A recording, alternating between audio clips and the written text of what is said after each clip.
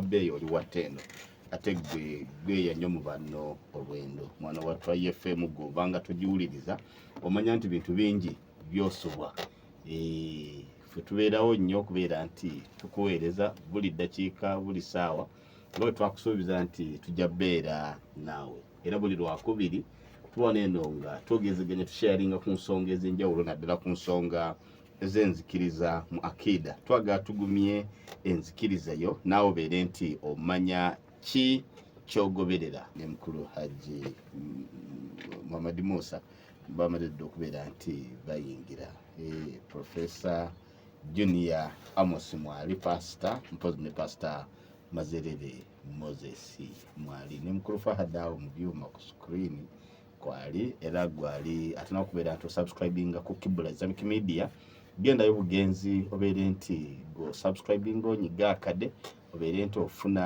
n'ebintu ebyenjawulo n'abasomesa ab'enjawulo amawulire ag'enjawulo ng'onyumirwa ate ng'ofunamu ekyokuyiga wali eri ku Kibula Islamic Media ne platform zaffe za IUIFM radio gyetuli era bw'ogenda ku online otusanga butere nze muganda wamwe mutabanyi wa muzukulu wa musaakulu nagwere Amiri era wenjogerera njagala mbeere nti kuyozaayoza gwatuse ku buwanguzi obw'enjawulo gwazadde agenda okuzaala tukusabiramu ng'abeere nti akutuusa mu mirembe mulimu abazaalibwa abagenda okujaguza amazaalibwa gaabwe tubeebaza mwena tusabamu ng'abeere nti abasizaamu khayiri mpozi abafiiriddwa abaagala bamwe tusaba babeere nti abagumya awe nabugoye mufiiriddwa musajja mukulu ye Kasaacha mungabeere nti amulamula kusinziira ku byakola mu dduniya waneeno mpozi essaawa eno njagala kuwa akazindaalo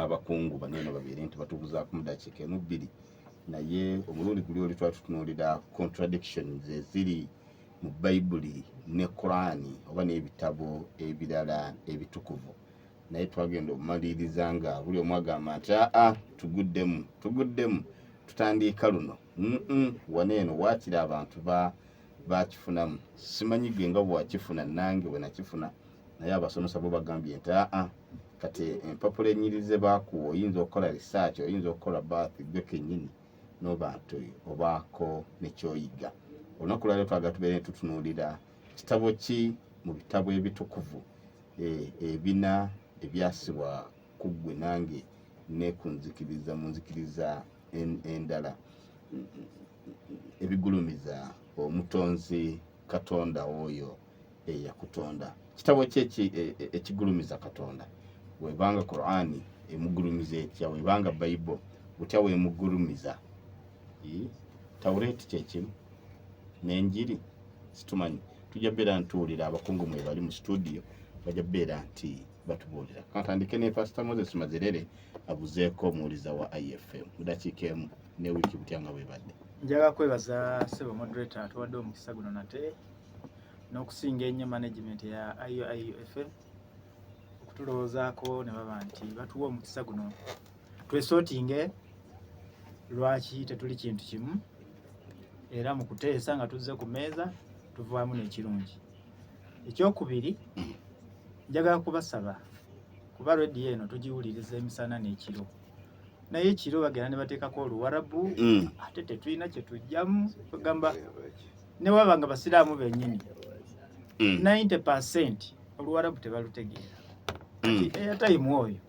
agenda lwaki bateekemu Qur'ani envunule gye baba basoma nange mbanganyulwa oba otulo oluusi tuba tumbuze ngamba kanteekeko IUIU bwasoma nnimi mmeka nze oluzungu oluganda olumasaaba nemanyako olugwere lunyoli kugamba ennimi ezawano zonna olwarabu tolumanyi waliwo abalumanyi genda mu maaso ate eri abalumanyi naye ate Allah atakikkiriza Allah agamba nti aweereza obubaka mu lulimi lw'abantu abo mpozi sebo moderator ekisembayo mikwano gyaffe abali okukola ebigezo abaana abapisere batandise job briefing yes kati jo twabadde mu briefing ne batuyita bapasita ne bayita bayimaamu badde basabira abaana nkedde ku makya ebweru ndaba abaana bava ku ssomero nemanya nti balabika bava ku busasi kale Somero cheri. Kirungi ba head teachers. Somero cheri.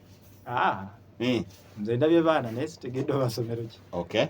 Kakati kyengamba ba head teachers. Baleme kuleeta Babuloni mu byenjigiriza.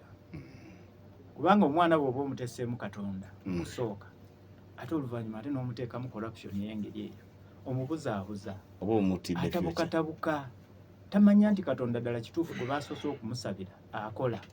Kuba kati wanaaba ayise anaamanya ani yakoze kapaapu kasasi oba Katonda gwe twasabye. Kale sebo bwe bubaka bwange. Tweyanziza. Pastor Amos.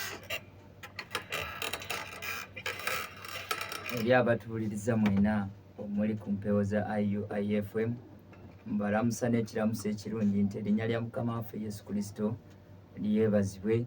Neebaza Katonda nkeseza olunaku lwaleero nga nkyali mulamu naawe ampuliriza eyo okuggyako baganda baffe baana baffe abali kutuula ebigezo by'ekyomusanvu tubaagaliza birungi byereere naddala okusinziira awo emazimasa ebutaleeja bwe nasomera.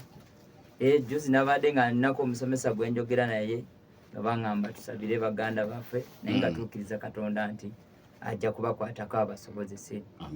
Abantu baffe ab'oku Naironi tubategeeza nti nze ne Profesa Munange omusumba Waiswa tusuubira akadde konna okutandika leero enjiri bw'eri.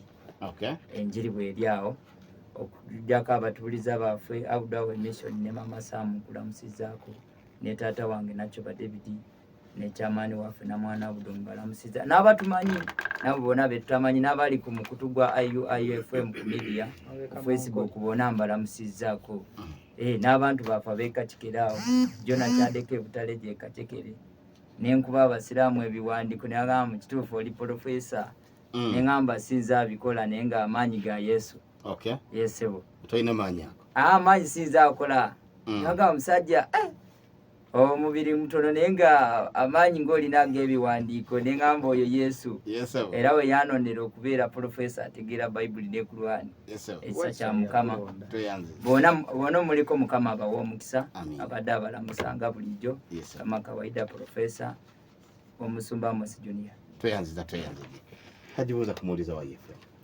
بالله من الشيطان الرجيم بسم الله الرحمن الرحيم السلام عليكم ورحمة الله وبركاته. وعليكم السلام ورحمة الله. Namwe abatali bafuna mukisa gw'okuba abasiraamu mbaga nti emirembe gya Katonda gibeere gye muli Yokaana 19:2 ky'ekiramuso kya Yesu kye yalamusa ati yagamba yajja eri abayigirizwa be n'ayimirira wakati waabwe n'agamba nti shalom alaikum mu Ebraniya naye nga mugala kitegeeza emirembe gya Katonda gibeere gye muli. Ekigambo Yesu kye yakozesa fenga tukozesa Mukama yeebazibwe ekyo kyabwe era Yesu yagamba nti balekerera amateeka gange aga Katonda bawutwala eby'abantu Katonda bapasita be babasomesa mbu Mukama waffe yeebazibwe Yesu takyogeranga kasita tukyabuuzabuuzanga Yesu bwe yabuuza. Mbalamusiza nnyo mwenna abantu baffe abeekamu nkoli mwe balinyo okuwagira omulimu guno gwa ddaawa era nga nti abantu b'e Musoto insha Allahu taala essaawa yonna tulina mwena ddala okutandika olwokutaano mukubirize Muhammadi Katwawo okubiriza abasiraamu bonna abali eyo olwokutaano insha Allah. Baagaza puroguramu batambule bulungi mwenna abamanyi n'abatatumanyi puroguramu ebeere bulungi. Tweyanziza awo wenyini wenjagala tubeere tutambulira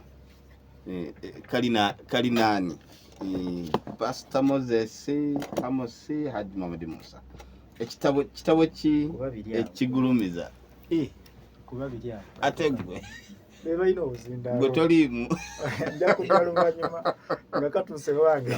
Pastor Moses agambye nti bo bagule be bagula kigi nti Muhammad Musa yagulewo ekigi. Olwali twaga tutunuulire kitabo ki ekigulumiza omutonzi oyo ffenna gwe tusinza. billahi minash shaitani rajim wa indahu mafatihul ghaibi la ya'lamuha illa hu wa ya'lamu ma fil barri wal bahri wa ma tasqutu min waraqatin illa ya'lamuha wala habbati fil dhulumatil ardi wala ratibin wala yabisin illa fi kitabin mubin. Wassalatu wassalamu ala nabiyina Muhammad Mustafa sallallahu alaihi wasallam. Amatendo amajjulu natega Allah subhanahu wa ta'ala tumwebaza Allah obulamu bwatuwadde akawungezi ku makyagalo nate omulama gw'olwaliro alhamdulillah era kumpi gufaanaganako enjiri egyasooka twalaba okonagana kwa Bayibuli mu Qur'ani n'amagayibuli mu Qur'ani twalabayo wabula twakakasa ffenna abasoma ne bakasa nti mu Bayibuli mulimu ensobi 5,000 naddala ekitabo ekimanyiddwa nga kya King James version. Olwaleero twagala kunuliranga moderator bwagambye ekitabo ky'ekiwa Katonda ekitiibwa. Allah subhanahu wa ta'ala ategeeza mu Qur'ani yokka yeewa Allah ekitiibwa kya bwannannyini. Nsonga lwaki mu Qur'ani twemalira tugamba nti bannange Katonda ali omu yekka bwannamuligina. Era nebanga Musiraamu akida y'amaanyi nnyo okukkiriza nti Katonda ali omu. Omuntu buli lw'otongozza omuntu nti oyo yekka oba omuwadde ekitiibwa. Ekyo kigambo kyokka ekyo. Oga nti Pulezidenti Museveni yekka. Era olwaliro ekigambo nti taata gwe wekka ajjula nakkuta n'akasa n'aga nti ye. Omukyala mu maka bw'aga nti mwami wange gwe wekka gwe mmanyi bwe nava mu maka ga taata gwe wekka era gwe wekka gwe ngenda okufiirako. Otambula mutima wakakasa nti omukazi mutuufu kyayagala. Owedde ekigambo okubeera nti omuntu ekitiibwa okubeera ng'osooka kumwawula nti ali yekka ya bwannamuligina oba omuwadde ekitiibwa. Era naawe omusajja bw'ogaa nti mukyala wange gwe wekka kwisibira, mukyala akakasa nti omusajja akola ki? Anjagala ampa ekitiibwa. N'olwekyo ffe tugamba nti Qur'ani yokka yeewa Katonda ekitiibwa kubanga mu kigambo yekka ekyo Qur'ani yatongoza. Teriiyo Musiraamu akkiriza Katonda mulala taliiyo. Tugamba nti bali basatu, tetugamba nti bali babiri, tetugamba nti alina nedda. Olaba ne bamalayika tugamba nti Katonda abategeezaako butegeeza naye tebamusalirawo. So si nti bateesa. Abategeezaako butegeeza. Nga bw'olaba omukyala. Omukyala asobola okwambala engoye ku makya oba oli mu ddiro onywa caayi n'agamba nti tewategedde mwami ngenda waffe. Naye ng'ayambadde. Abaakusabye oba abaakutegeezaako butegeeza. Abakubuulirako obulizi kitegeeza nti yeesalirawo oba okkiriza oba tokkiriza yagenda. So Katonda yaayogera bw'atyo. Ekyawukanako ne baganda baffe abatakkiriza nti Katonda ali omu si bwe kiri kyawukana kitegeeza Katonda tebamuwa kitiibwa. Aya gye nsomye okumanya Katonda wa buyinza era ali yekka. Allah atugamba mu surati An'am sura ya 6 aya ya 5-9 naga nti wa indahu mafatihul ghaibi. Allah yalina ebisumuluzo ebyo ebyekwese. Yalina ebisumuluzo ebyo ebyekwese. Kitegeeza aliwo ebintu bingi ebyekweka Allah yekka yabimanyi asobola okusumululako obusumuluzi ne bibeera. Twabadde mu COVID ono Katonda yali yamanya nti agenda kubeerawo si nti kyagwa bugwi. Uganda ffe twagwako. Qur'ani kyetegeeza Katonda yali amanyi nti olunaku bwe ruti mwaka bwe guti COVID agenda kugwa mu nsi eno yonna. So eyo Qur'ani eba etongoza Katonda obumanyi bwe. La ya'lamuha illahu. Allah aga nti teri amanyi okujja kwe ye yekka yamanyi ebyo. Wa ya'lamu ma fil barri. Allah yamanyi ebyo ebiri mu ki ebiri ku ki ku lukalu n'ebiri wa fil bahri n'ebiri mu nnyanja. Allah yabimanyi yekka. Wama tasqutu min waraqatin. Ne Allah amanyi n'ekikoola ekiva ku muti gw'ewuwo eka mu maka ago ne kigwa. Ekikoola ekiri mu kibira ekigwa Qur'ani ega nti Allah abakimanyi. Olaba Qur'ani kwegamba bwemugulumiza n'emusussa neetuuka n'okwogera ku kikoola ekigwa. Ebikoola ebimeka biri mu nsi muno naye Allah agaye nti buli ekigwa buli kikoola kyonna ekiba kivudde ku muti ne kigwa Allah abakimanyi. N'agamba nti ya'lamuha wala habbati fi dhulumati al-ard. Neyo ensigo eri kuki eri mu kizikiza ky'ensi Katonda aba akimanyi. N'esanafu etambula ekiro ku lwazi Katonda aba agimanyi. Allah kyagamba nti byonna byonna illa fi kitabin mubin. Byonna byawandiikibwa ddanga buli kimu kyagererwa. Aya eno ebeewa Katonda ekitiibwa kye nti byonna ebikolebwa yabimanyi yekka. Aya sijja jirwako. Kagende ku aya endala mu surati Bakara sura y'okubiri aya 2:55. Allah agamba huwa Allahu allazi la ilaha illa hu. Oyo Katonda yekka asaanidde okubeera nti asinzibwa. Illa hu. Ebyo nabiri obisangawa mu Qur'ani ekitiibwa. La ilaha illa hu. Lahu ma fi samawati wa ma fil ard. Allah yalina obufuzi obw'omu ggulu n'obufuzi obw'oku nsi. Bwonna bwe baganda baffe batuuka ekiseera ne bagamba nti nedda ate obufuzi Katonda yabweggyako n'abuwaako omuntu omulala. simanyi okiraba yo Qur'an eganta yalina obufuzi obw'omugulu obw'okunsi bwonna bwe lahu ma fi samawati wa ma fil ardi man dha alladhi yashfa'u indahu illa bi'idhnihi okitegedde Allah subhanahu wa ta'ala byonna yaninako obuyinza era byonna biri mukono gwe kigambo kyenerabiddeyo Allah la takhudhuhu sinatun wala naumun kigambo kyenjagadde ndoza mu aya ekusinga takwatibwa tulo wadde okusumagira Allah yaleta ebigambo la takhudhuhu sinatun wala naum tasumagira kigambo kusumagira n'okwebaka byonna ebigatta n'abyawula tasumagira era teyebaka Qur'ani nekakasa nti yawanidde ebiri mu ggulu n'ebiri ku nsi byonna biri mu mikono gye kuba bw'asumagira wayinza okukeera ku makyanga olwo ebyonoonese kati tasumagira kubanga yudabbiru al-ardi Allah yalabirira ebyo ebiri mu nsi byonna bw'atuula ku arishi yalabira byonna ebiri wala n'ebyokumpi kati bw'asumagira ensi eba eyonoonese so eyo Qur'ani ne bakadda bweti bwe muwadde ekitiibwa bwe tudda ku sadi ya Bayibuli obudakiire obugenda nga bugenda okyalina eddakiika z'ottaano yesebo era nzirabye bulungi sebo tulaba nga Bayibuli yatyobola Katonda temuwa kitiibwa okusookera ddala yayogera mu kitabu ekimanyiddwa nga Lubereberye 6 negamba nti abantu ebeeyongera okubeera abangi mu nsi ne bazaala abaana ab'obuwala abaana ba Katonda ne bajja ne bawasa abawala b'abantu ne balaba nga abawala b'abantu balungi ne babawasa weba ekyandiko ekiri mu Bayibuli simanyi pasita kyasobola kutunnyonnyola ekigambo ekyo abaana ba Katonda abazaala abaana ab'obuwala bokka baali omwaka ki mu nsi ki ye abaana ba Katonda abajja ne bawasa abawala b'abantu ne balaba nga balungi abaana abo baawa bali luddawa ekyo kyandikwa kiri mu Bayibuli naye olawanga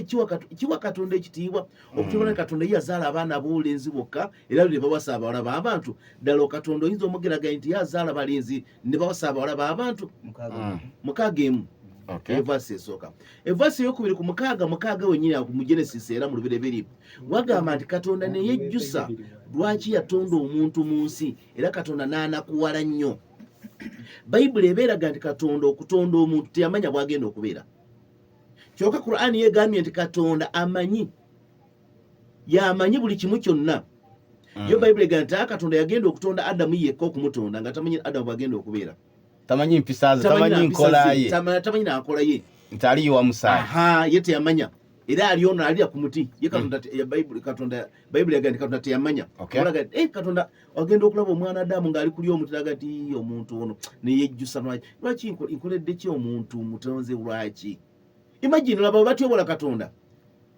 ekintu kyamugwako obugwi okwo kuba kutyoboola era n'anakuwala Katonda okutuuka okunakuwala kati Katonda bw'anakuwala fe abantu nakola ki fe abantu fe abanakuwala ne bakubudaabuda okuzza eri Katonda kati Katonda bw'anakuwala bamubudaabuda kudda eri ani ebyo byonna njagala ebibuuzo bino bano anti bonna batidde okutandika byabaddamu tebasamatukira mu birala basooke batunnyonnyole abaana b'abantu bali sayidi ki era Katonda okunakuwala bw'anakuwala ani yamubudaabuda kuba omuntu bw'anakuwala wabeera amukumaakuma evasi eyokubiri vasi eyokusatu Bayibuli tekomaawo eyogera mu Kaawa oba Hawa oba Eve ne balaba nga boonoonye bagenda okunywa nga bali bwereere bali bukunya kyava noga ebikola by'emiti ne beesiba oluvannyuma lw'okubeera nti babeesibye ne bawulira ensasagiro ya Katonda ng'atambula mu lusuku mu budde obw'empewo Bayibuli negamba mu lusuku ate mu budde obw'empewo omuntu atambula mu lusuku aba alina gambuutu aba alina naki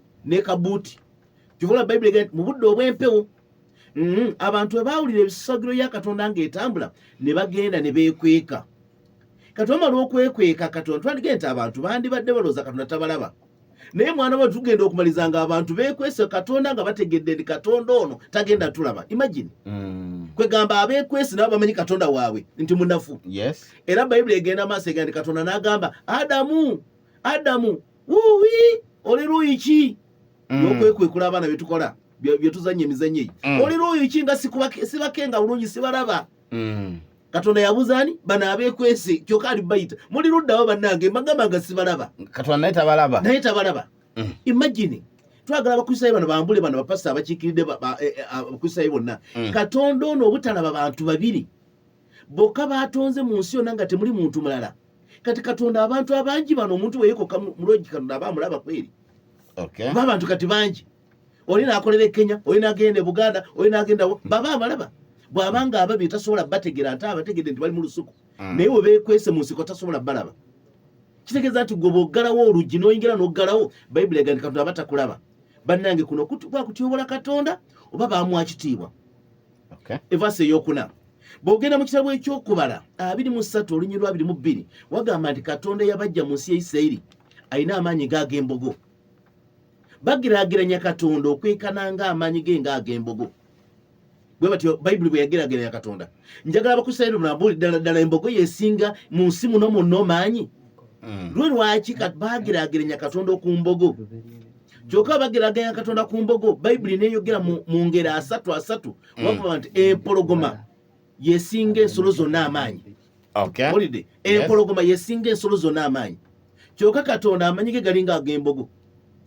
Kitegedde kati ate empologoma yesinga ensolo zonna amaanyi. Kitegeeza nti ne Katonda era emusingiramu kubaga nti Katonda amanyi ge galinga ag'embogo. Era ani yapima amaanyi ga Katonda n'alaba genkana. Bannange okwo tekuba kuwa Katonda kitiibwa. Ebyo byonna byakumujerega. Evasi eyokutaano.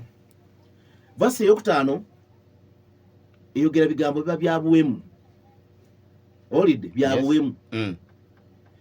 Eyogera mu kitabo kya Isaaya 7:2 nega nti Mukama Katonda alijja aligula akamwano.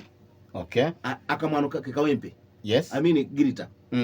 Era Katonda alimwa emitala w'amayanja. Era alimwa n'ebyoya bye eby'omunkwawa. Katonda.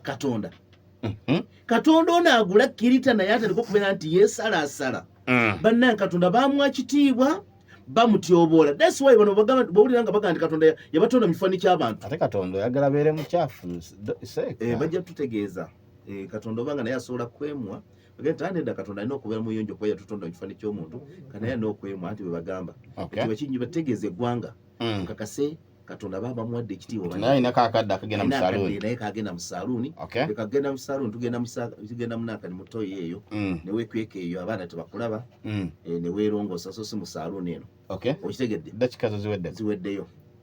Nga ziggwayo Bayibuli tekoma Qur'ani egenda Katonda takwatuwadde kusumagira. Bayibuli egenda Katonda yeebaka. Kuba aya nagisomyeze mu Qur'ani. Tukuza Katonda nti Yesu tasumagira.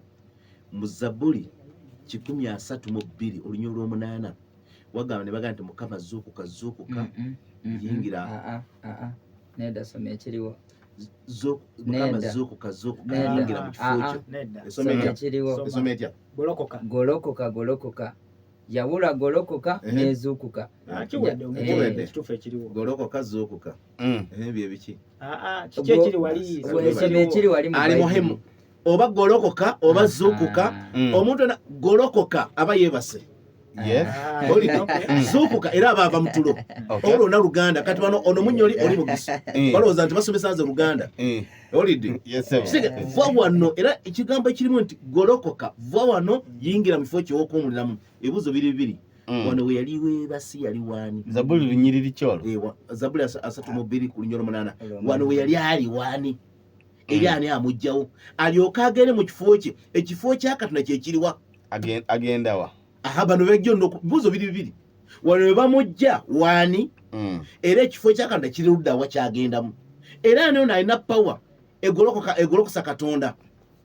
Okay. Kansooke nsimbe wakati awo. Kale akazindaalo nkakukwasiza. Kale neeyanziza bwana pulogulama. Yes sir. Genda maaso. Neeyanziza bwana pulogulama. Yes sir. N'omukulu ava waggulu Haji Musa yeebale kusomesa naye nga asomeseza naye nga ate ayoleseza okuba nga si musajja amanye ebiwandiiko. Wama profesa agusomesa. Olw'ensonga eno alese ennyiriri za Bayibuli Zabbuli 132 layini ey'omunaana bagamba nti golokoka ayi Mukama. Owulira? Golokoka ayi Mukama. Yes. Oyingire mu kifo kyo ekyokuwummuliramu. Owulira?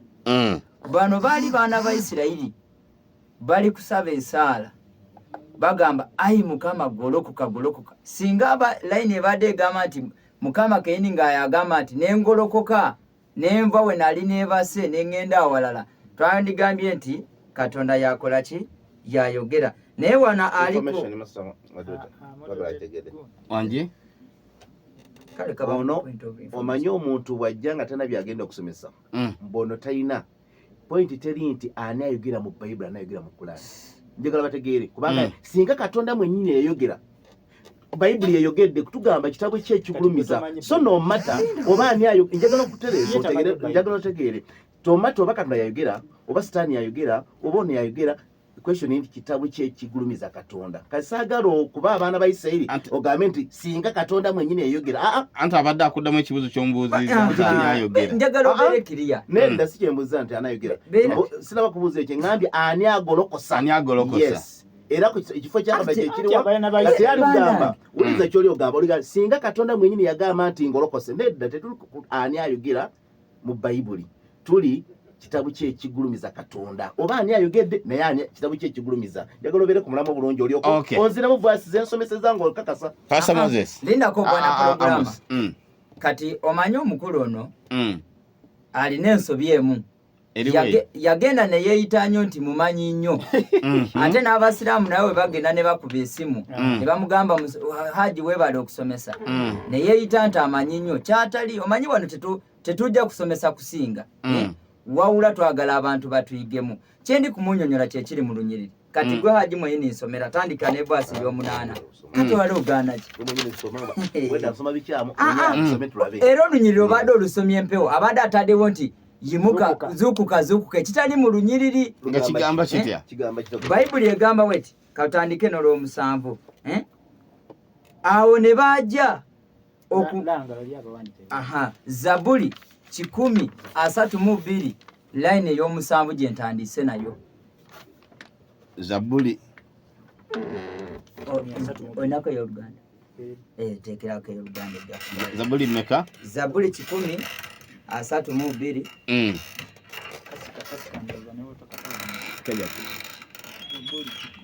32 tandika n'olw'omusanvu Zabuli 132 yesebo 132 olw'omusanvu 132 olw'omusanvu olw'omusanvu lugamba bwe luti lugamba nti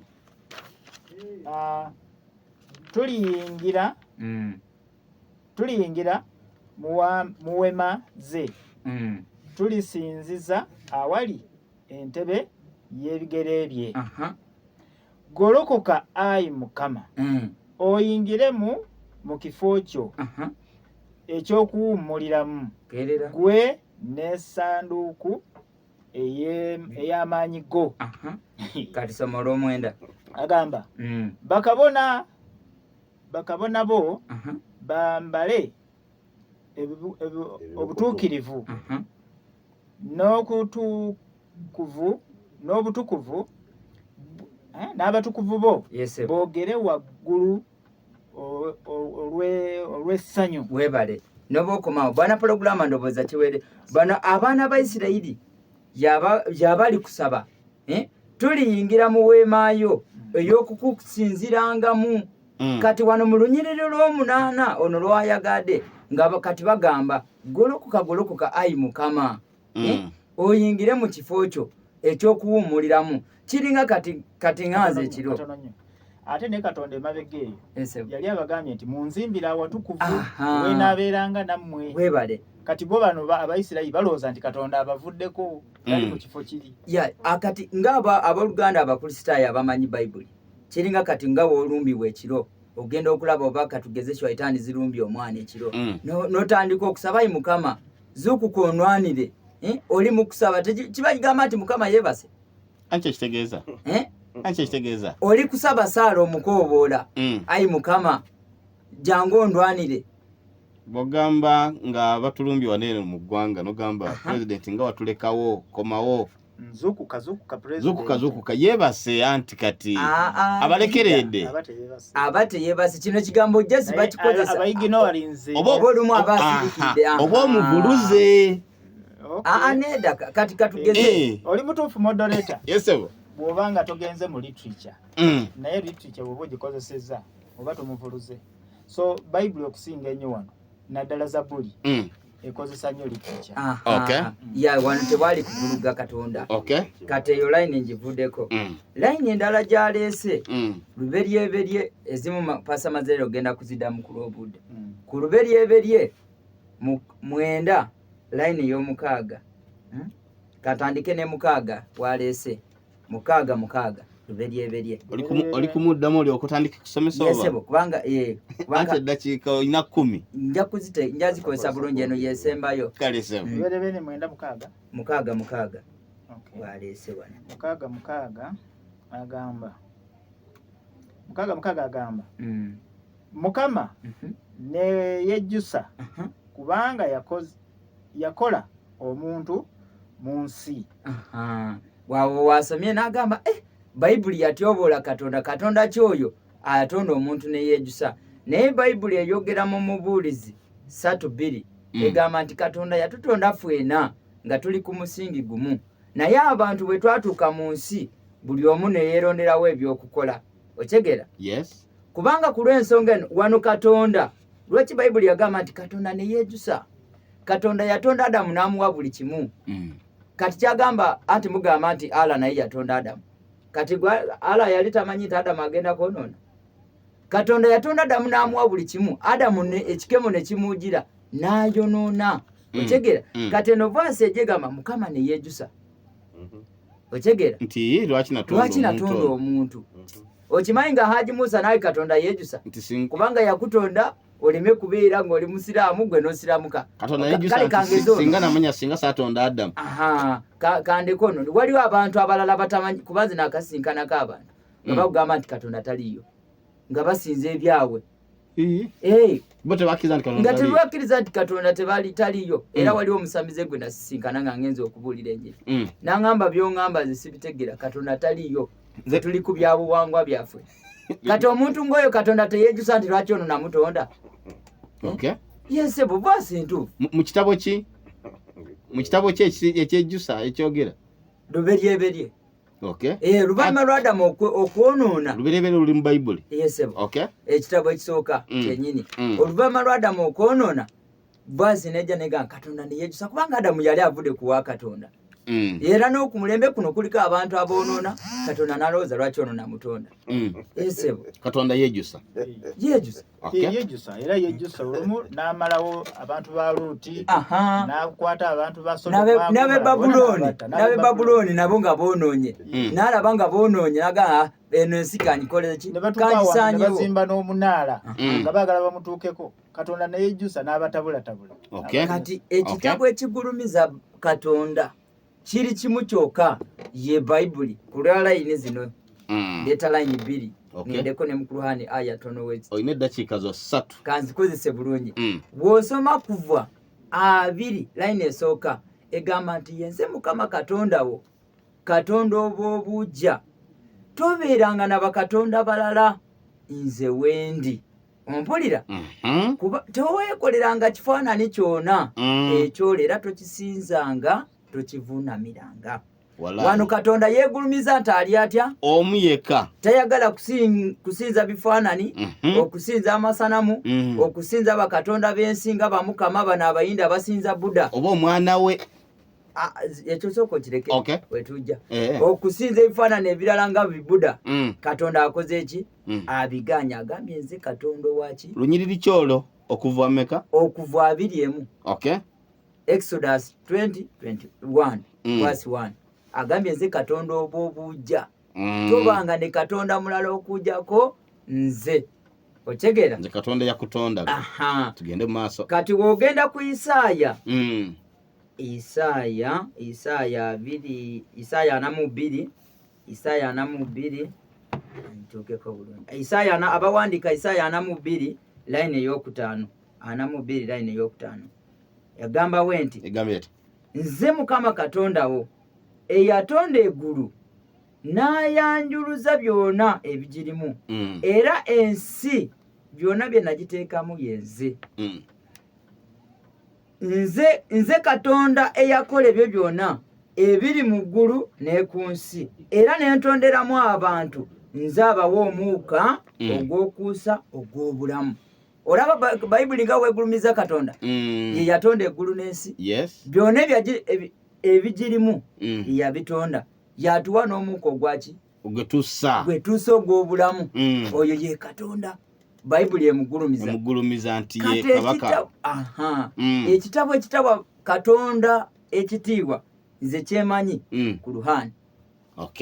Bw'osoma essula eya 23 aya ey'12 obulira mpulira egamba nti Allah yatukula okusinga abatonzi abalala. Sekola kito somera awantu. Tunulawo bwe tagamba nti nkubye pewo.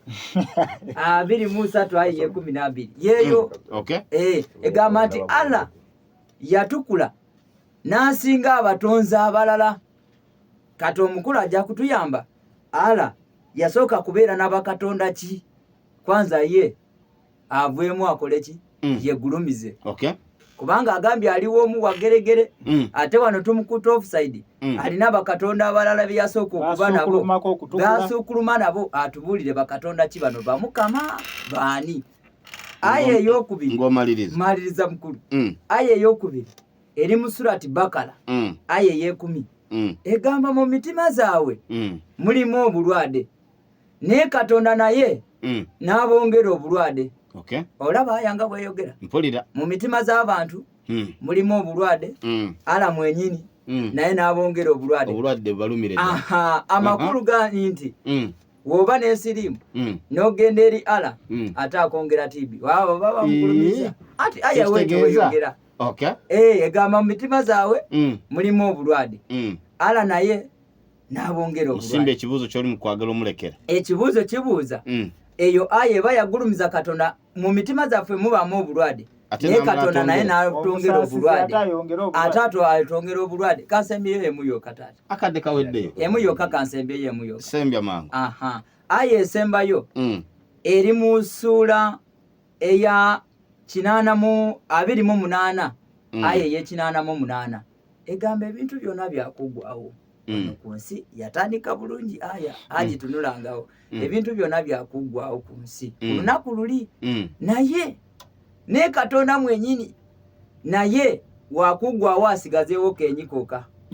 Kati twebuuza Katonda ono waaliggwawo n'asigazawo kenyikoka, awo baba bamugulumiza Katonda alifuga ensi.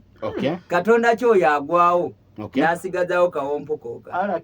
Era yazigaza kenyi. Mamadi Musa ajabeera nti akuddamu akadde ke. Nkampe omuzindaalo mukulu Pastor Moses. Batuwuliriza njagala kwebaza olw'okubeera nti mumwenyezeza okutambula naffe, naddala Mama Siraaji awo onywezeza omukulesa otuyuninze ng'olindiridde bulindirizi. Kati sebo moderator. Yes sir. Nze sirabanga muntu nga profesa n'asomesa omulamwa naye ate ne yeekuba bwekubi. Kubanga abantu abasomesa ebweru eyo ne bakuba amasimu bagamba ya profesa okikoze Katonda oba nti n'ekitabo ekitukuvu nakyo kikakanya Katonda. Gwe mwenyini oba oli kweswanyula kibooko. Yes, kubanga Qur'an ewagira bulungi nnyo ekitabo kino ekyasooka. Bwogera mu sura 10 aya 9 n'egamba nti mugende mwebuuze ku bannannyini kitabo ekyasooka. Ekitabo kiri kitya? Kimu. Kati waliwo confusions, tetumanyi oba Tawuleti oba Zaburi oba kitabo ki, naye nga at least kusinziira ku ggwe kyekiriwa ye Allah yakuŋŋaanya ebitabo ebyo byonna, Tawuleti, Zaburi n'abiyita ekitabo kitya? Kimu. Kakati obanga Qur'an gy'ogamba nti esuukulumya Katonda ate ewagira kiri ekitabo negamba nti kituufu, kati ate gwe ojja otya n'ogamba nti kiri ekitabo kifu? tulaba nga ovudde ku mulamwa wama munnyonnyole. yesebo. Naye ekyokubiri, olw'okubanga ekitabo kino kyasuukulumya kyatandikibwawo n'abantu, abantu munnaye bwe bati bwe bali, era bw'otunuulira ebitabo ebiri mu kitabo kino olabira ddala nga si bya Katonda. Kitabo ki? Qur'ani. Era kikkakanya Katonda emirundi 10. Mirundi 10. Yesebo. Ogenda atuwaayo 5. Ensooka ntandikiddewo mu sura ey'okuna, surati Nisa, aya eya 34. Nti kubanga abakyala bafuna obuyambi okuva ku basajja, kale bwe baba basobezza mubogereyo mpola, bwe baba bakyalemye mubadduke mu kisenge, bwe baba bakyakaluba mukube. Ala ayinza okwogera ekigambo ekyo? Ala yatonda omukazi ng'amumanyi bulungi kitonde kinafu. Ayinza ogaa nti kikubbe omukazi kweri? Aba atandise okuleeta domestic violence mu maka. Ekyo ne ngamba oyo si Katonda ayogera ekyo. Bwebanga ddala ala ye yakyogera, Qur'ani emukakkanya. Yes, Qur'ani emukakkanya. Bwe nva awo sebo, ala ono mukwata mistakes eziwera ku 10 ze ngambye kati eyo yakubiri. Eddirira eri mu sura ya 5 amini sura yokusatu aya ya 5. N'agamba nti Isa ekiseera bwe kiriba kituuse ajja kumufiisa, amusitula amuleetewa gyali. Okirabye sebo moderator? Mpulira. Kaakati bwe tuba tusomye mu sura ya 17 ekinnyonnyola wansi aya eyo, aya esooka n'eyokubiri n'eyokusatu, kigamba nti Nabbi Muhammadi we yagenda mu ggulu yasanga Isa ng'ali mu ggulu lyakumeka? Lyakubiri. Ne twebuza, ddala ala abeera mu ggulu lyakubiri? Abeera mu ggulu waggulu w'amagulu. Kati ate lwaki yasitula Isa n'atulimba nti agenda kumutwala mu magulu g'amagulu, ate n'amuleka wano mu lyokubiri? Kirabye sebo? Mpulira. Kati ala ayogera ebintu eby'obulimba, oyo taba Katonda. Ekyo kyakakkanya Allah n'abeera nti ali wansi, si ye Katonda, kubanga Katonda tasobola kulimba. Yes, bw'aba tayagala ffe tulimbe naye aba takola ki? Talimba. Sebo bwe tuvaawo tugenda mu sura ey'omunaana okutandikirawo, agamba nti Mutume Muhammadi we banaabanga bagenze mu lutalo okutabaala ne banyaga. Sebo moderator okunyaga, nze baali banyazeeko essimu mu tawuni omwo nga ntambula, oli n'aviira emabega n'agikwakula mugundi mu nsawo bw'ati. Nga muli mu lutalo? Nga ntambula. Nga bw'omanyi akavuyo akabeera mu bantu abangi. Kwali kubba. Kaakati bakusala ensawo. Era kuba kusala nsawo. Naye era bakwakudde bukwakuzi. Kwali kusala nsawo. Ne banyagako essimu. Kaakati ne ala naye aga nti baba bagenze ne banyaga ebintu nga bamaze okulwana. Ebintu ebyo byani? Bya Mutume ne ala. Bantu babiri. Awo ala ye talina kiyetaaga era tali mu bwetaavu. Kati bino byagamba nti byange bye banyaze. Tulaba nga baba mukakkanyiza okubeera nti naye yeetaba mu bintu bino ebyokunyaga. Mpulira. Bye banyaze ate naye afuneko share. Ala tayinza kuba alina buli kimu. Nedda ekyo si kituufu. Bwe kiba kituufu ala Qur'ani ebe mukakkanyiza. Sebo ensonga ezo ziri mmeka ze n'akakuwa? Wakampako 3 ongambye 10. Kaakati ku 10 kankwongere. Bwe tugenda mu sura eno eya musula ku bintu byaleese Muhammadi Musa ndaba nga bingi, naye ngero 3 agireese. Ngero eri mu Qur'an? Nedda eri mu Bible. Kati 10 ompeaddeko 3. Nyongere ebyo mu Qur'ani byokka kuba njagadde munyambeko Muhammadi Musa naye. Kubandeke kubeera ku Qur'ani yokka. Kakati ku kyaleese 3 nti Katonda empologoma esinga ebisolo byonna ki amaanyi. Naye ate wali wasoose okusoma wagamba nti Katonda Katonda alina amaanyi ng'agaki ng'agembogo ng'ag'embogo oba envubu embogo embogo Bayibuli kyegamba ndo 23:22 kwegamba Katonda alina amaanyi ng'ag'embogo. Amadi Musa yabyogedde oba just biri mu Bayibuli? Nedda, okay, abisomesezza Bye birimu bye bituufu. mwebiri. Okay. Era kati kyobula nga njagala kumunnyonnyola abitegeera amakulu gaabyo. Mm. Kuba ensonga enkulu wano Bayibuli oba ekitabo ekitukuvu design yakyo Muhammad Musa kyatamanyi eri designed in a parable form. Ngeri ya ngero. Katonda yogerera mu magezi ga kika kya waggulu nnyo. Ky'oba olabanga ne mu Isaaya 5:5 olw'omunaana olw'omwenda agamba nti okutegeera kwaffe tekwenkanana kwa Katonda. Kubanga kwa Katonda nga bw'olaba ensi bw'egulumira waggulu ennyo mu ggulu. N'okutegeera kwe bakola ki? Kati bw'atupimirako n'ayogera oluusi wesanga nti ayogedde amagezi gaffe ne gakola ki? Ne gakoma. Ne tuba nga tutegedde. Naye bwe bagamba nti Katonda alina amaanyi ng'ag'envubu. Olaba gw'omwana omuto owa nassale bw'otunuulira envubu engeri gy'etambulamu n'amaanyi gaayo n'ogezaako okukompeyaringa Katonda alina amaanyi galabika mangi okusinga n'agaki n'ag'envubu. Evasi yali tegeeza ki? Yali egezaako okutuwa ekifaananyi ekya Katonda. Yali ekuwa kifaananyi kya Katonda nti Katonda alina amaanyi mangi ng'ag'envubu okusinga n'ag'envubu. Kubanga olaba envubu katono nnyo bwe kate kali mu nnyanja wano mu kifo kitono nnyo naye amaanyi ge kali okozesa mayitirivu. Ate Katonda nannyini nsi yonna. Kugamba kikuyamba okutegeera nti Katonda alina amaanyi mangi n'okusinga n'agaki ag'envubu. So ensonga bwetyo bweri. Kakati era Quran eyongera otukakasa mu ssuula 26 ayawo gyerabiddemu egamba nti ne Allah akuba ebifaananyi nti akuba ekifaananyi eky'ensiri. Verse nagyerabiramuko katugireke naye nga gyekiri Muhammad Musa tayinza kiwakanya bwe kiba gyekiri. Bwe kiba tekiri yakiwakanya nti akuba ekifaananyi eky'ensiri ennene.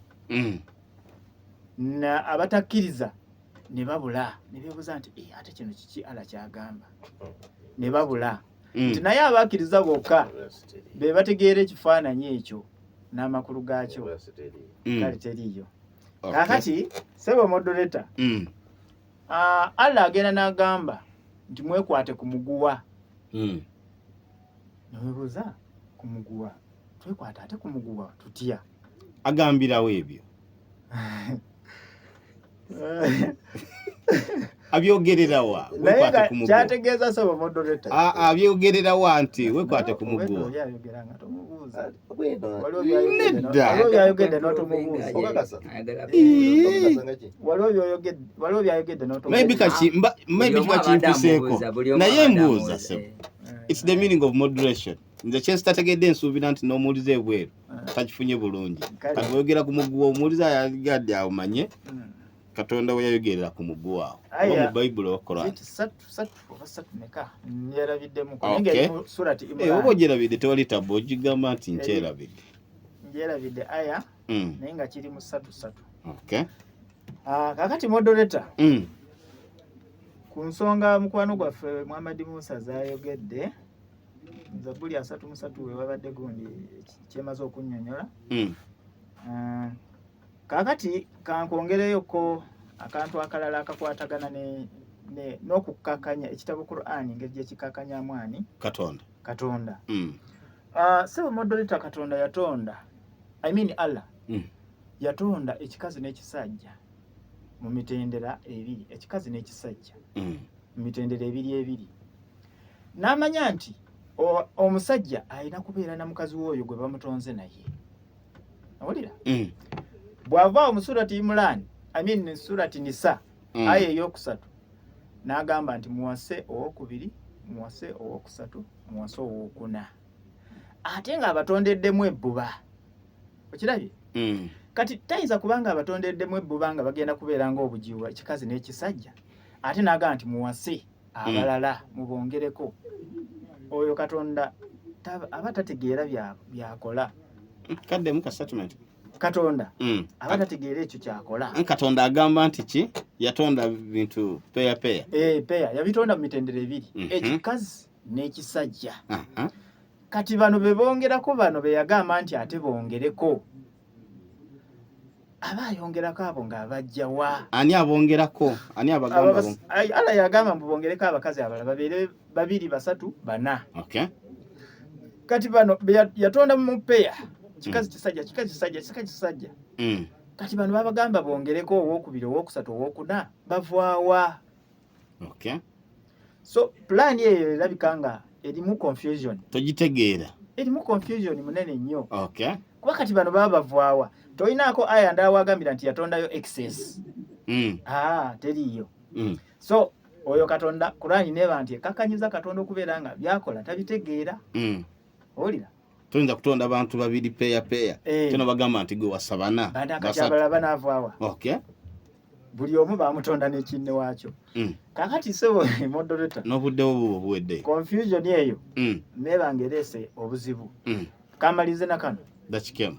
Mu surati Ibrahim aya eyokuna ala n'agamba nti ye obubaka abuweereza mu lulimi olw'abantu abo. So Kurani awo nawo yakakkanya Allah tusimbe nabeera nga ali wansi nnyo. So neyanziza webali ddala okumpa akadde ku mukutu gw'esiko gwa 93 Manya FM radio webali kubeera nti kooli newankubadde onnyimyeko kovasi ne weba 2 mu Bayibuli ngegulumiza Katonda oba yo just okikoze kagendera kati kankakudemu mu seconds kaddemu Allah I mean Quran bwegulumiza Bible kiba kitegeeza tulina okwebuuzaako ate kati mba yona egulumiza Katonda yona ebegulumiza na bino Seka byabadde ayogera oba abijjeewo atawaana butawaana Katonda agula atya akajiri tambula agenda kwetukuza Katonda mu ezongero gundi bineno kakulebe tugenda okuddira tugenda atandikirawo tokwata okalimiko tukyali nawo Moses Gostora nawe ali ku mukutu gw'esiko gwa 93 Manya FM radio webali kubeera nti kooli gwatana ku subscribinga ku Kibula Zabiki Media genda ebigezo bere nti onyigayo obeere nti otwegatako era ebintu byonna obeere nti obigoberera buterevu dakika 2 ku bakungu abali mu studio tubeere nti tuwuliziganya tusharinga waliwo ebibuuzo byabadde babuuza mukulu Mamadi Musa nebyalese ebimusimanyi oba bimuzeemu abate babimuzeemu abeere nti abikiryalinga tuvaawo nzire mu masimu. Naam, abetuliza mwenna mwebale kubeera mwebale kuwuliriza guno omulama simu wangu kitabo kyekigulumiza Katonda baganda nze sirabyeyo ayi egamba ndi Katonda ali bwati sigirabye. Yes olwo wedalibya abakazi alisoma ebyaki byakulinya mu ggulu tebikwatagana ne topic gye tuliko ngenda kubayamba era bw'otuleva zendeese ezogera Katonda n'abano ze baleese abawuliza abali eyo ddala makakasa kitabo ky'ekivola Katonda nga siraba kugenda mu maaso. Yes sir. Muganda fagenze nasoma n'agandi Katonda abantu fi kulubi marathon mu mitima gya mulimu endwadde Allah ayongerako endwadde ona ekibuzo ky'obuuza n'ogamba nti ndwadde ki kugamba ekasasa omusome nti ndwadde aga nti wala tolaba ye Katonda bwaga nti mu mitima gyabwe girimu endwadde ayongeramu endwadde noga kati Kurani ebe etuyobodde Katonda awo kweri. Yes okwongera mu magezi olaba nga etuyobodde Katonda owekisa mbadde mbasaamu sirikate mwaga dakika ziri ntono ate mwagala kwogereramu mbadde mbasaamu gumikirize olwekyo ekyo ekigambo si kutyoboola nsooka kutereeza obwongo bwo naye disease ki gye bagamba disease of doubt and hypocrisy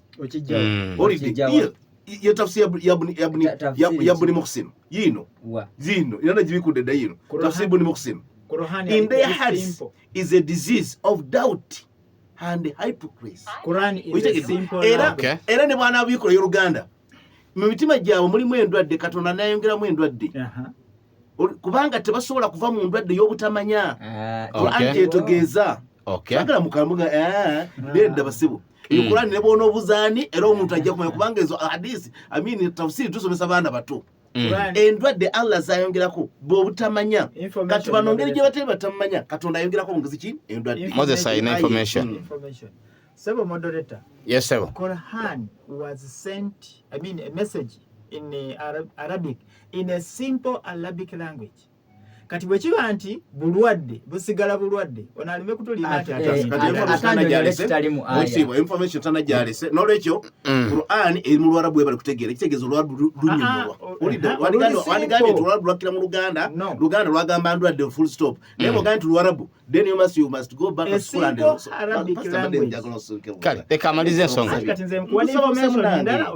n'olwekyo bano be balina endwadde Katonda kayongereko endwadde y'obutamanya babbikireyo era bafiireyo Allah abwekya omuliro. Qur'ani kyetegeeza epoint eyokubiri ono bw'agamba ekyokubiri agambye nti Katonda asinga abatonzi bonna tagambye nti asinga ba Allah olidde kubanga ekigambo bakatonda naffe tukyogera bakatonda b'abagisu olidde kisigeza nti bakatonda b'abagisu ye Katonda gwe twogerako yatonda eggulu n'ensi kati bw'aba akiwakanya mu Bayibuli ye mwe muli okuva mu 7 nti Katonda n'agamba Musa nti oli Katonda nkufudde oli Katonda mu Zabbuli 80 olunya olusooka waga nti Mukama Katonda ayimira mu kibiina ky'abakatonda asala emisango mu bakatonda ne Bayibuli ye bwegamba mu Bayibuli yennyini Katonda ayimira mu kibiina ky'abakatonda uliza nti ekyo okunyonyola asala emisango mu bakatonda so kitegeeza nti Allah yakimanya nti abantu balina bakatonda be beetuumira Katonda yakimanya alina abantu be beetuumira kati kyabeyita bakatonda kyava atemaatema ayi eno n'agamba nti ayi eri yakutaano yakumeka kabadde ya onasomya 12 nga si ya 12 nedda sebo kalesomeyo tulabe thumma khalaqna nutfa olaba 13 oberanga mu kirasi n'oyokotegera Katonda yatonda omuntu ng'amujja mu kisaayisayi alakati fa khalaqna al-alaka oluvannyuma ekisaayisayi n'akyambaza ekinyamanyama mudghatan falaqna al-mudgha ekibadde ekinyamanyama idhama n'akyambaza amagumba fakasawuna idhama n'atereza amagumba ago lahman ng'ennyama yaago munda mulimu ennyama n'ateekako amagumba ate n'ayongerako ennyama thumma ansha'nahu khalqan akhara oluvannyuma n'atandika okutonda omuntu ate entonda ey'enjawulo ennyo amakulu n'amwekanyankanya kyabaga nti fatabarakallahu ahsanul khaliqin eri aya 14 obeera natandika ne 12 ate ogamba nti okubya empewo kyekyo so aya 14 Allah kyagamba nze nsinga bakatonda yali ategeeza entonda gye yatondamu omwanadamu engeri gy'amudecoratinga okuva mu musaayi amini mazzi musaayi kinyamanyama ekinyama n'ateekamu amagumba ate amagumba n'agyambaza ennyama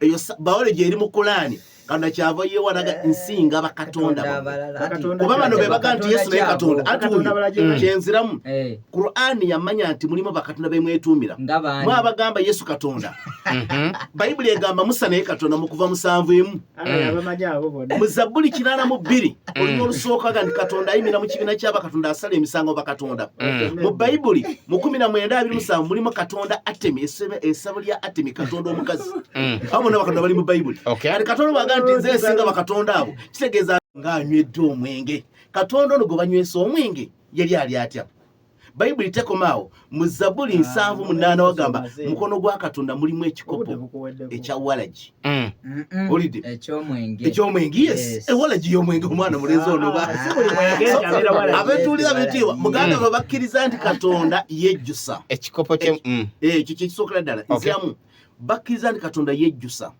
ekyo tibeera kimpene gutabeera Katonda Katonda teyejjusa ekibeera kimpene kule Katonda tosobola kwejjusa bw'oba muli Katonda abakristaayo abalyenga Katonda omwejjusa mudduke mangu misinde muveeyo kujja Katonda temuwa kitiibwa tweyanzege Pastor Amos tandikira awo nyine omukulu neyanziza bwana programu n'abadde kiriya nekugamba nti ono omukulu alina ensobi emu yeeyita amanyi naye nga kyatamanyi era muyita nti ajje mu kirasi yafu abakugu nga baprofesa kati laba eno ensonga gyaleese Zabbuli 85 line ey'omunaana nti mu kikopo kya Mukama mulimu omwenge era guliko n'ejjovu kati ye endowooza yebadde mutute ku mwenge ogw'okunywa kyatamanyi kati vaasi eyo mwenge kyogwe bali bategeeza obwedda nawo gamba ogolo kakitegeeza ki kataate omwenge kitegeeza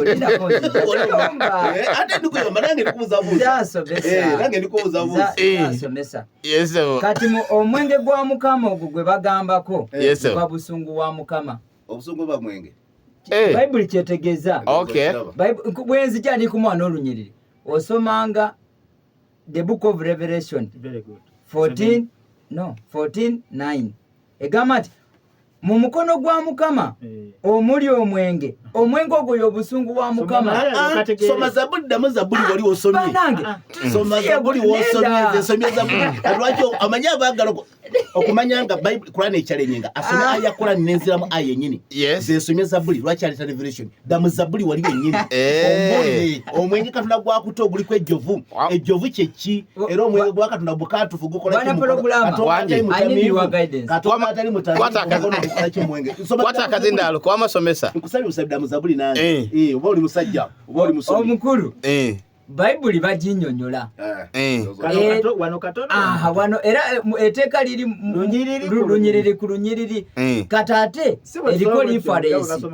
Wosoma but the writers are not the same. My friend, what are you talking about? Haji Musa Mbade. The writers are not the same. Whether na mogera. The writers of the Bible are not the same. Okay. Ate the Bible tebajuandika mutemu. Zaburi yawandiikwa mu BC. Revelation yawandiikwa mu AD. What are you talking about? Lekasome. Andi Zaburi konze Bible ngitegeera. Bible joma. Wali musajja mugezi mu Zaburi. Dawudi agamba ki mwenge ky'omwenge. Waliwo kyekitegeeza mu Zaburi. Yes, mu Zaburi lwaki addukayo. Okay. Kubanga Zaburi yawandiikwa BC, Revelation yawandiikwa mu AD. Zaburi nga yanyonyolera. Aje. Katumwaka. Kyaki. Yes. Kwesa akaddeko. Bwana programa. Kwesa akaddeke bulungi. Ono kyali kutya akimanyi luno lunyiriri lumukuba. Neda haji njagala.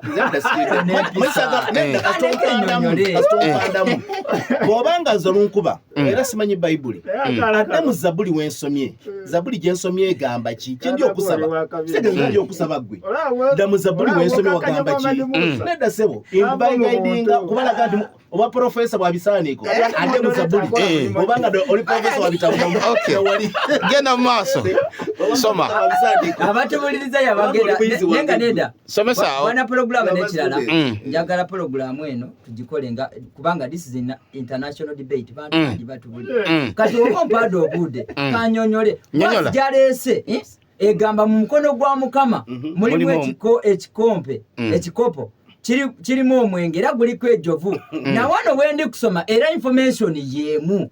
This is a reference bakunyonyola Revelation 14:9 egamba mukono gwa mukama mulimu ekikopo ky'omwenge.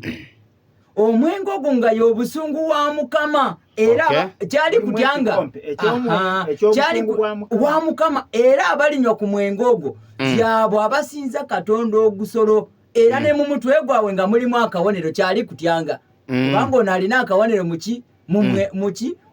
muwenyiwe. Bayibuli we yali nnyonnyolako buno busungu wa mukama era buli alina akawonero nga si ka Mwoyo Mutukuvu nga kali mu kyenyi kyo ojja kufuna ku busungu bwa mukama. Kamalirize nze sina kyentya bw'oba manyi tuga nti Qur'ani tunyonyola aya omukusa gy'abaleese ono kyabagamba mukono gwa mukama Katonda akutta omwenge mu kikompe kijjuddemu omwenge kitabuddwamu ebirungo. Guno omwenge gutabuddwamu ebirungo. Olidde obusungu butabuddwamu ebirungo. Nze ni mu Zabuli wali okubuuka gutabuddwamu ebirungo era gujjudde ejjovu ali kufuka ku boononyi bonna ab'omu nsi era ne bakinywa uliza abasembayo ne bakinywa aboono be bagenda okunywa ne bakimaliramu ddala bagenda kunywa bagumaliremu ddala omwenge yes ate aboonoonyi be bagunywa kubanga ne ku nsi era aboonoonyi be banywa omwenge abatukuvu tetunywa mwenge kati Bayibuli egamba nti era Katonda ono yanywesa abatamiivu balinywa ne bagimaliramu ddala kati nze bwogenda mu Revelation zisiganyi naye nze ndi wano Katonda ono atali mutamiivu lwaki maliza ensonga yo njiwe mbadde nkutula ku lw'obudde era naye kyasomye wano aboonoonyi revelation nayo egamba aboonoonyi abasinza Katonda ogusolo nga balinako n'obubonero muki mu bwenyi waabwe wano tewali ekyo kamalirize Muhammad tujagala guiding nga fasiri bbiri nze nsoma Zabbuli kinavuga nti omuntu obeera professor oli bwasoma ekyawandikibwa oddamu ekyennyini ekiraga nti wakitegeera naye tuleete ezo zigande contradiction zaleeta kati bwaleete akabonero mu bwenyi irina Bible egamba nti abatena kabonero ensolo zigenda kubalya kati tudde kitabo ki abonoonye kitabo ki ekigulumiza Katonda kwe tuli mu kwagala maliriza ensonga yompeera akazindaalo Moses haji Bible tosobola agite kati kamalize ensonga Bible yoka ye kitabo ekigulumiza Katonda kubanga bw'oba osomye Zabbuli 24 egamba nti ensi n'ekujjula kwayo byonna ebigirimu bya Mukama. Ekugamba nti Katonda buli kimu ekiri mu nsi yakitonda era yamanyi buli kimu ekigirimu ye Katonda. Toyanziza kamalizeyo aye maliriza kati ono abakulu abasiraamu bakkiriza bulungi nti Allah yayogera mu Qur'an kati esura yana nekandeete surati najini esura ya 5:3 aya ey'okuna egamba mazima Allah y'omufuzi w'emunyenye ey'abakafiri eri ebuwarabu. Kati twebuuza Katonda kyono ate afuga ebintu by'abakafiri awo Qur'ani eba yagulumiza Katonda mpulira abakafiri bali mu nsabo ate Katonda abenga yakulira ebintu ebiri mu nsabo se byasomesi byebiriyo abikola asomeyo gweteka kweyolabe surati najini abe asa oli musajja asomeyo obikuddewo bikola yosoma banga kale mpera akazindaalako Pastor Moses sebo moderator yesebo njaga kwebaza era nze neewunyiza kubanga Muhammad Musa yereetera ka professor kano nesebo kamwogeredde ebigambo ne bimutyobola yakwegamba ne bigambo mpozi nga gwayagala oleeta empalana ne bimujja mu mbeera kubanga Profesa Muhammad Musa Ali Haji mbadde mumanyi nga muntu muteefu tayogerera mu tayimu y'abala naye ogenza okulaba nga awambye moderator omulimu gw'alina okukola nga ye yeefudde nedda sebo abadde obudabusaba era gwe mukuwadde obubo ali kulekaniramu era onamulekedde kati gwe nkuwadde obuddobo ate comment zenjo okukola obwedda amugamba wano ono profesa omuto yesebo nti Muhammad Musa mulekera asomese nga ye bw'ayagala kubanga kakati gwe oli kumunnyonnyola wamagwe nyonnyola akkiriza okirabye moderator yes so Muhammad Musa n'owe bagamba ye alowooza nti amanyi era by'amanyi tewali kirala kipya kyayinza kuyiga naye moderator yesebo ensonga zonna Muhammad Musa zaleeta ayagala kuyambibwa naye ate takkiriza kukola ki kuyambibwa kubanga bw'obanga oyina ensonga gy'otomanyi mu Bible zonna infact zaleese tazimanyi naye ate mwennyini yakkiriza dda nti Qur'ani esemba ebitabo biri ebyakuŋŋaanyizibwa n'amazima gonna agalimu agakkiriza kati bw'ajja n'atandika okugakuba mwennyini aba ali kwekuba mpozi moderator ensonga gy'agambye nti sirina kyensomesezza n'agamba nti ate ndeese eby'omukazi Katonda ye yalagira bakube kwegamba nze ndaba nga omukazi yava mu lubirizi ate ne Qur'ani kisemba kati sebo moderator olumu we bakusanga ng'okutta omuggo oli kwekuba omuntu akulaba agamba nti oyo si mulalu agamba oyo mulalu oli kwekuba kiboko nze Muhammad Musa lwaki nkoze bwe nti wegamba ng'oli kwekuba omuntu bw'akulaba alowooza nti oli mulalu kati bw'okuba omukazi oba kwekuba mu butuufu obeera mulalu so omukazi tateekeddwa kubibwa kubanga ffenna tuli ku level emu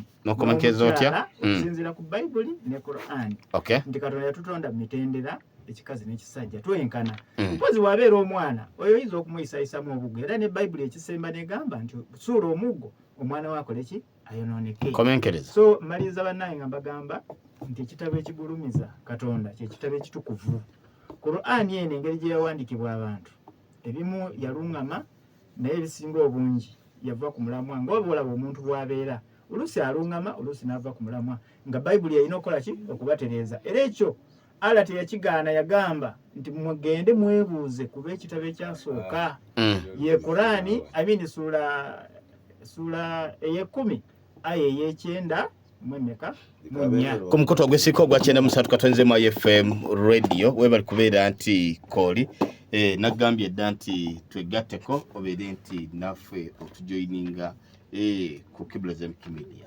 eddakiika obudde buba obumpeddeko mu seconds butikitiki agikozesa bulungi akatikitiki muganda waffe avaako mbadde nsaba Wanda Moses kyempemudde obwedda katandadde mukusomesa obanye omuntu okwata omuntu mistake ganseka wayogedde bwoti komba ekigambo kiri bwekiti kati naye agende manyi ga Katonda baana ba Katonda abawasa abalala b'abantu bali luddawa tutugamba manyi ga Katonda abaana yabazaalira waabo tukitegeeza namwe Bayibuli tumugimanyi kyenjogedde webali nnyo Wanda okutegeera toyanza abaddeko nga batubuliriza nze Professor Amos ono w'Oluganda Wanda akyogedde bulungi wewe mude mu byosomesa kuba kugambye nti bali bageza ku maanyi ga Katonda nti genkanankana n'embogo haji nkukubiriza nti jangolo koko yingire mu kanisa ava mu Busiraamu Bayibuli egana Katonda tafaanagana ekintu kyonna Isaaya 45:6 ani gwe muli mfaananya naye tufaananya naye ezo nyizo naye Bayibuli temuyitegeera sibula tubeewo sibula tubeewo muwayogere atakumira mpeera batukumire musibe bulungi mweraba nenga leero baziba leero